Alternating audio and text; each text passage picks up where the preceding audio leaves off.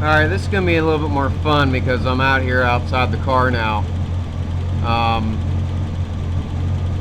And I want to create a vacuum leak. And I want to hopefully it does what I want it to do. And I want you to be able to see it go lean. I don't want to create too big of a vacuum leak or I'll stall the engine. Here the RPMs change.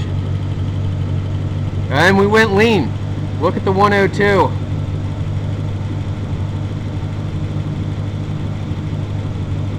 That's interesting. Look right there. Bank 1 went lean. You saw it and then it compensated for it. Didn't really see it on bank 2, which is interesting. Saw it immediately on bank 1 though. ECM compensated for it. And you notice how the idle went up?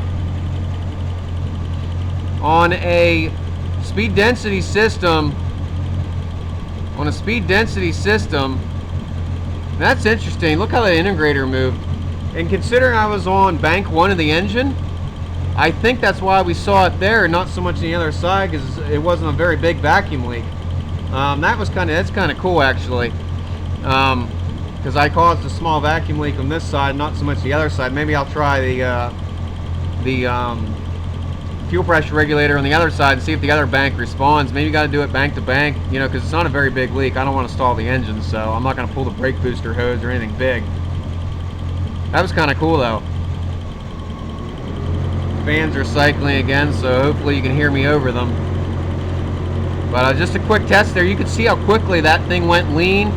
The system responded, started adding more fuel. I mean, that's how it works, and that's how quickly you can test that O2. And it went lean immediately. The voltage went low, which is what it's supposed to do. That was pretty neat. I'm going to wait for these fans to cycle. Actually, I probably won't. I'll probably just keep going. I'm going to pull vacuum line on the passenger side now, passenger side now. You can hear the idle change. You can see it right there. You see how it went lean momentarily, and then the ECM starting to compensate for it right there on the graph. You can also see our short terms changing.